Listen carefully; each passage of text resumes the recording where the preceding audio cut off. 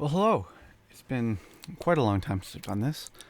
Um, my name is Darkbreaker. I read fan fiction. Today we're reading Smell the Oranges, a Pokemon fan fiction. The world doesn't care, but perhaps with the right kind of company, it doesn't matter if it does or doesn't. The belt didn't work. As soon as he secured it around his neck, tucked in the loop, and then hooked it to the ceiling fan, it snapped after only a minute, and he ate his bedroom floor. For a while after the first attempt, Mitchell was caught in a kind of ballistic stupor. It sure as shit felt like someone had damn near missed him with a bomb. There was a ringing that only he could hear, and the pervasive, never-ending madness that this was never going to end. Circles and circles, round in circles. He'd had enough. So after stewing and muling on his bedroom floor for a while, he went downstairs and tried to use the kitchen knife. Both wrists, a quick drag and a slash to sever the skin and open up the arteries. The young man spent probably 45 seconds watching the white tile floor turn itself crimson before he started to cry. 4:55 a.m., lower floor of the house. Mitchell examined his own life whilst it sluggishly seeped from his ruined wrists. The blood was so thick and deep that it actually looked black, and there was a lot of it. Mitchell didn't know he had that much blood in his body to begin with. 100 different voices in his mind screamed at him that everything he had just done was wrong and impulsive and selfish. But somewhere, through all that mishmash, was a tiny speaker, one whose words were but a whisper, that relented to him simply. Now it can end. And really, damning his family, damning his friends, and his shallow life, that was really all he ever wanted. Thusly, no. He did not try to bind the wounds. No, he did not call for help, and he did not move. He watched himself bleed to death. And watching himself bleed to death felt almost satisfactory, for here was the chance to show the world how it had wronged him, and how it was its fault that he was like this and had done this to himself. Fuck this place. There wasn't even a point, and the floor wasn't feeling so bitterly cold anymore, like his heart. It was very wet and warm as the blood seeped into his sleep pants and turned its gray cloth scabby brown. Now it can end. Now it can end. Now it can... Mitchell was unconscious. The transition to darkness skipped his memory. He never recalled when exactly he had stopped staying awake, or when the front door to his house had been ripped clean from its hinges and his ultimate goal was denied to him. Later in tomorrow's afternoon,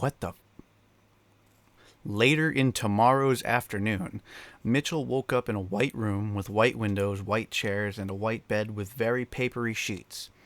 He was in a back opened gown, his feet were bare, and looking at his wrist proved that it was because of stitches. IV probe. Mitchell smiled. It was not a grateful smile. As soon as he lowered his arm, the hospital cot creaking as he sank back into the pillows beneath him. His gaze became fixated on an immense orange shape taking up most of the west wing of the room. It was Sadie, his Pokémon friend, a Charizard with flushed orange eyes, trembling wings, and a great tail that was curled around her ankles solemnly. The dragon's snout was puffy and red, and her face showed the results of what most likely was a full night, morning, and early day of continuous crying. Her shoulders heaved the moment they made eye contact, and her mouth opened as she tried to say something. God damn it, you bitch! Sadie jolted, like she had struck one of her talons at an outlet. Her mouth was still agape, but all that was coming out was air. After Mitchell spoke, he realized what he had said and felt the emotional chaos collapse upon him like a tumbling building.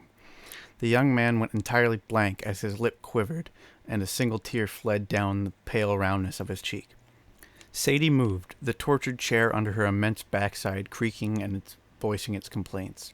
She tried to say something again, but Mitchell beat her to it. Get out, he told her.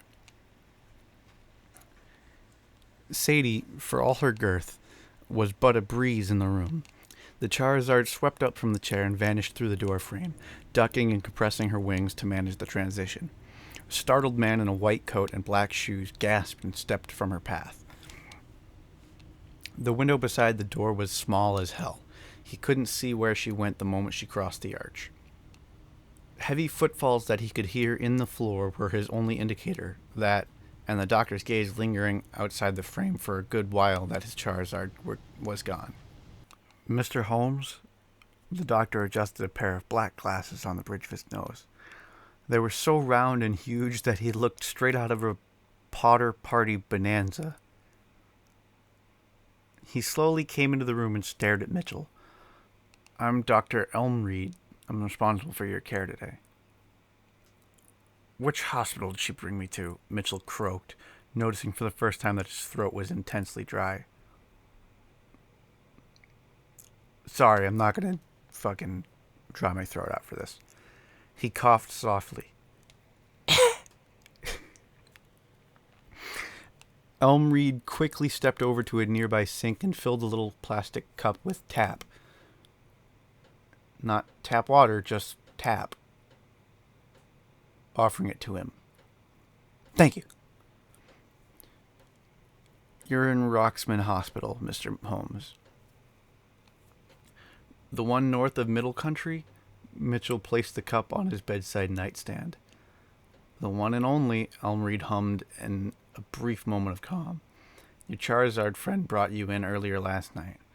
Both of your wrists had been slashed open and you had suffered considerable blood loss. We stitched you back up and have been providing you continuous dosages of fluids. You also had to undergo a small transfusion, simply due to the severity of your injuries. Elmreed drummed his fingers on his chest, looking at Mitchell expectantly. You almost died, he summarized. I guess so.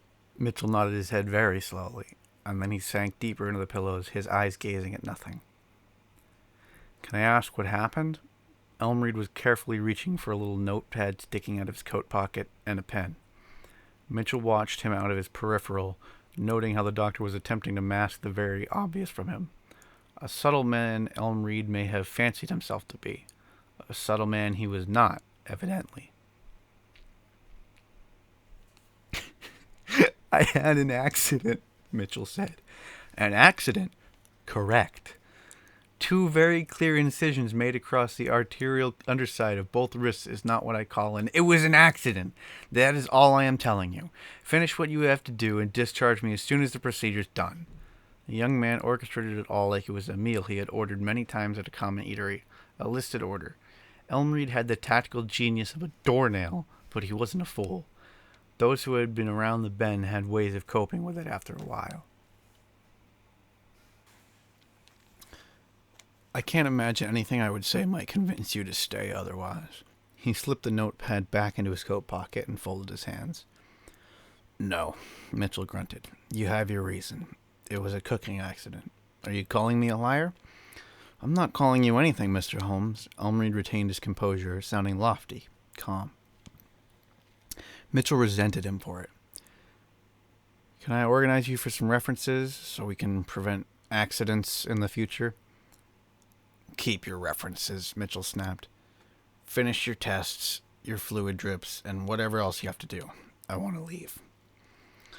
Elmreed looked defeated. He couldn't even muster a good response and simply nodded and started trotting back for the door. Oh, Mr. Holmes? He stopped in the frame. You have more visitors. They're very concerned about your accident. If the doctor had made one more insinuation, Mitchell would have probably stood up and punched him in the mouth. However, just as Sadie had done to Elmreed leaving the room, 2 older folk repeated coming in. Shouldering past the good doctor and storming across the room in a heartbeat, Mitchell's mother screamed at the top of her lungs and promptly smacked her son across the face. Mitchell took it and said nothing, not even as Mrs. Holmes fell to her knees sobbing, and Mr. Holmes painfully crouched beside her, his very tired eyes locked somewhere in the midpoint between his wife and his son. Mitchell let her have her moment. He let his father have it too, but he wouldn't let them believe that he was sorry. He was only sorry that it hadn't worked. The young man looked out the hospital room window at the highway and forest below, seeing little cars zip across the line. The guest chair sat before the glass, empty, with two very large butt prints working their way down a leather cushion. The smell of citrus was still consistent in the air, too. It was almost as if Sadie was still there with him. He wished she was. Dash 0 dash 0 dash 0 dash 0 dash 0 dash. Mr. Holmes didn't have a lot to say. He rarely ever did. It had been that way since Mitchell was small. His father wasn't a talker. Evil? Perhaps, depending on who you asked. Mitchell personally didn't know how he would respond to someone who asked such a question. His dad was his dad. He just didn't know whether that was good or bad anymore. "Does everything fit?" Mr. Holmes asked, gesturing to Mitchell on the other side of the table. An untouched cup of coffee steamed just underneath his chin. Mitchell only nodded as he chewed on his bagel. It tasted pretty decent, considering it came from a hospital cafe in the master lobby of Roxman. Nobody ever had anything good to say about Roxman, but apparently their food wasn't as shitty as their service and seeming concern for their patients' well-being. At least there was something the sons of bitches could list as an A+. "What, did you guys stop at Walmart or something?" Mitchell sipped the last of his iced tea and ate the last bite of his bagel, all in what appeared to be one motion. His father was too busy looking over the gray t-shirt and the sweats to notice. "I went out after we drove here. The doctor told us you didn't have any clothes because your sleepwear got so..." His voice broke. "You didn't have any clothes. I bought you some. It's better than any rags the nurses would pull out." Agreed. Mitchell tapped his fingers on the table, looking down. "I needed a new shirt anyway. All my others are for the day." "Jesus, Mitchell." His father was developing a sob, but hacked it at the throat and silenced it. He bit his knuckle and huffed. "Where's Rob?" Robert was Mitchell's younger brother. "Not here." His father sighed again, wheezing. "He isn't here because I couldn't find him, and neither could your mother. He's just one son we already feel like we've lost." "He lost himself." Mitchell shook his head. "I give Rob credit for not showing up. I know you at least had the decency to leave him a message." "This isn't about that." Mr. Holmes grit his teeth. A few nearby people started to stare. He made a visible effort to control his temper and started again. "Robert is a confused young man, and frankly, so are you." "I'm just in Schitt's Creek, Dad. Rob's an asshole." "Don't talk about him that way." "Why not? What right do you have to tell me how to speak about him? You don't even know him." Mr. Holmes' jaw flapped once. He couldn't speak, and his own son scoffed him with a click of his tongue. "What?" "Here's the difference, Dad. I hate Rob because he's a dick. You hate him because he's gay." Mitchell said, "I just wish for once you'd come find me, even at death's door, and find something else to talk about. And I wish Mom would stop running the fuck away." His mother wasn't even in the hospital anymore. She'd screamed at him, cried, told him how much she loved him, and then she left. Like she always did whenever stress levels were high and the cruel face of reality was rearing its ass ugly mug. She'd left when Robert had that fight with Dad. She'd left when Mitchell had had his fight with Dad. She was a runner. Run, runner! Mitchell just didn't have patience for it anymore. "Thanks for the bagel." Mitchell stood up from the table and dusted his hands off. His father couldn't even look up at him. By God, had he gotten older too throughout all of this. They used to joke back in better days that he was so dark that he almost looked Hispanic. His father still had that complexion. Just now it was etched with wrinkles and deep-set intrusions of grit. The exterior of his hazel eyes was cracked and his dusty brown hair was turning gray. Mr. Holmes did nothing as his son walked out of the cafe, yanking at the sleeves of his shirt so that no one else would see the stitches. -0, -0, -0, -0, -0. Later that night, Sadie had her snout on her wrist the whole drive. She didn't utter a peep. She just kept a paw on the wheel and focused on the... Wait, what? The radio was turned off, and so the interior of the SUV was awash in a tender silence. Mitchell stole glances at her every now and again, but didn't feel confident enough to dive for the apology that was oh so needed here.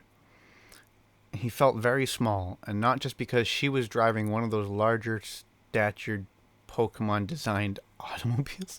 Like, what the fuck even is this? Truthfully, Sadie was like a soccer mom when it came to the road. She kept an uncomfortably far distance from every car she came up on, drove like a 90-year-old grandpa in his twilight years, and treated school speed zones like they were buffer points under the gaze of Christ or something. On top of that, she drove the perfect car for it all. A big old Ford. A Pokemon Ford. Why is OK Google going off? I'm keeping that in.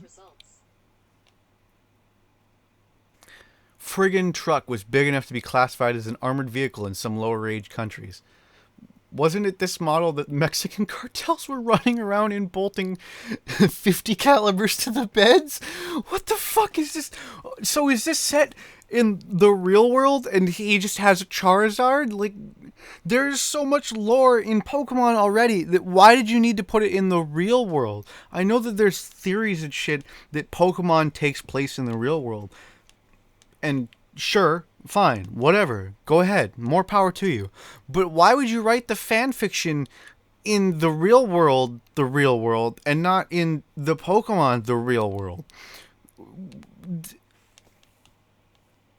Because, like, you're bringing in brand names like fucking Ford and shit.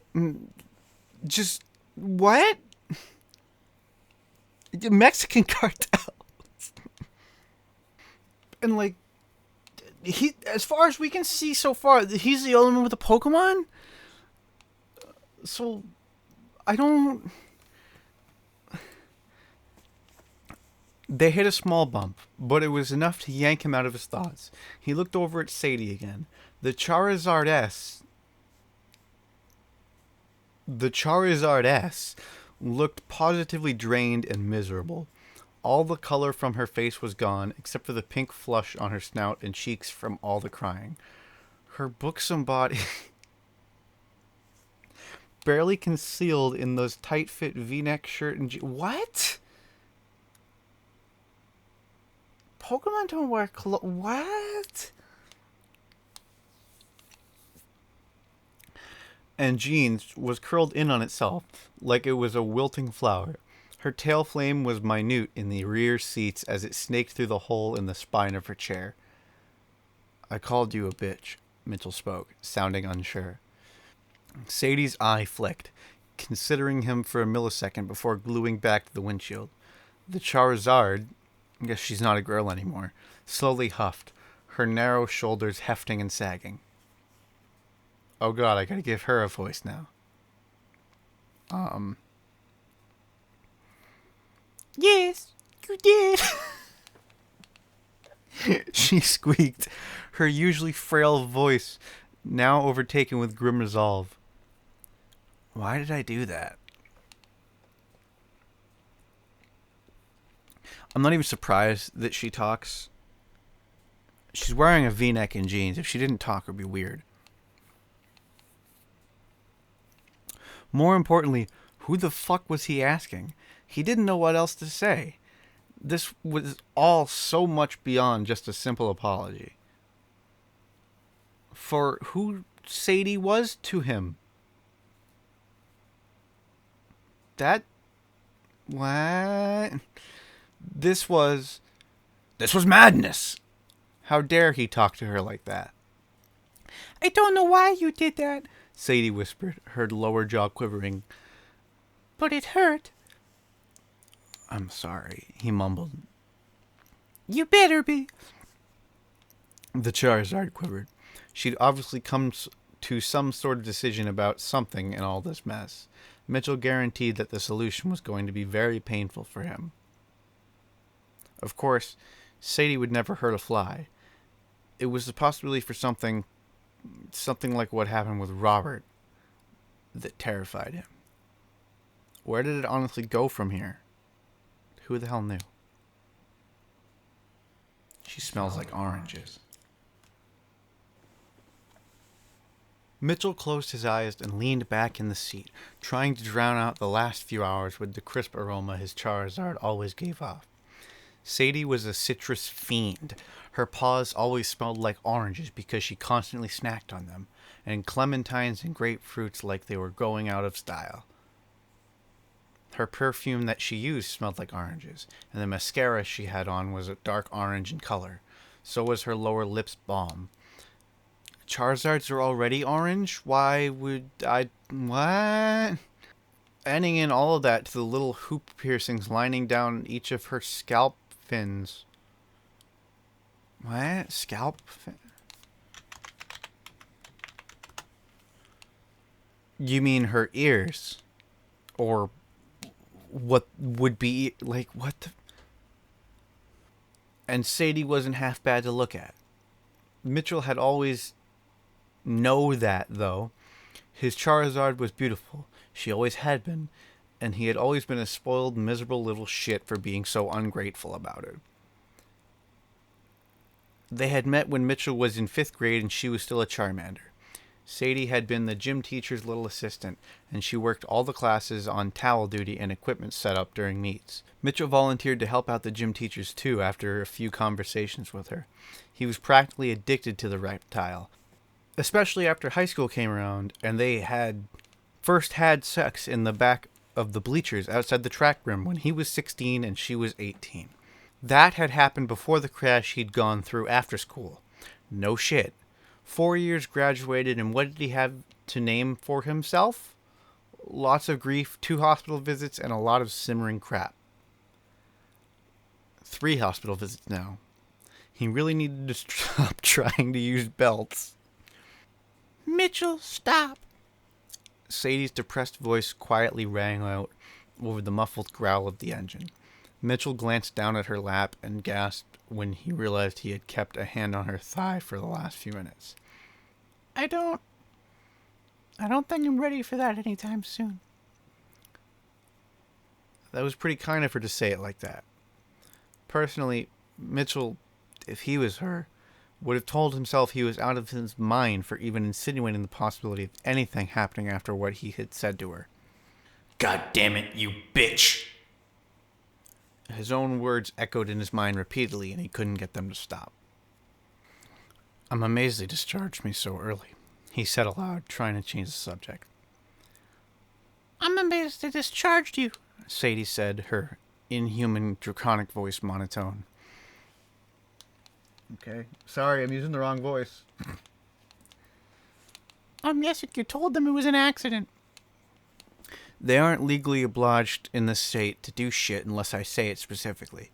He shook his head. Would you have rather me go through their idea of help again? Locking someone in a ward with no windows for a week doesn't help anyone.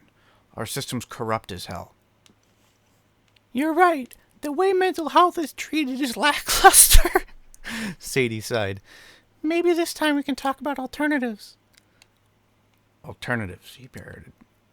I thought we were done with the pill talks. Mitchell, medication will help you.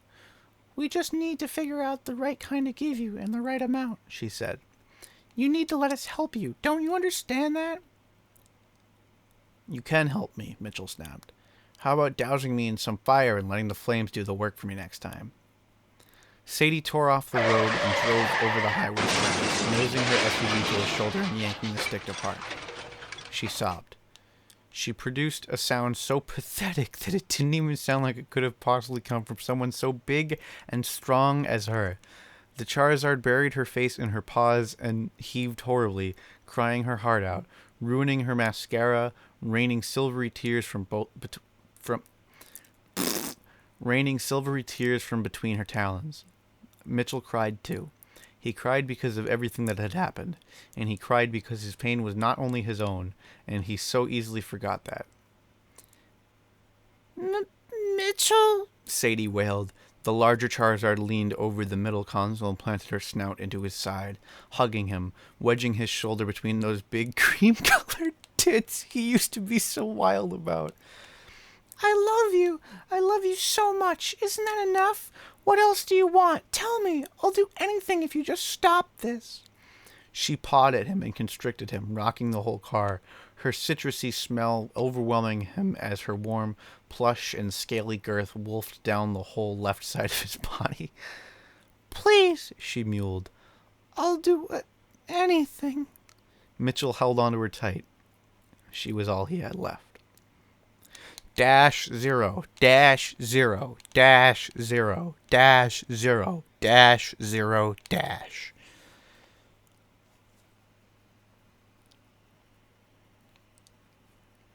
Well, I mean, that wasn't horribly written. There was some screw-ups in the grammar here and there, inconsistencies. Overall, it just had some parts that were kind of lame. Besides that, it wasn't that bad. So yeah, expect me to do more of these soon, because I got nothing to do right now. Subscribe for more garbage.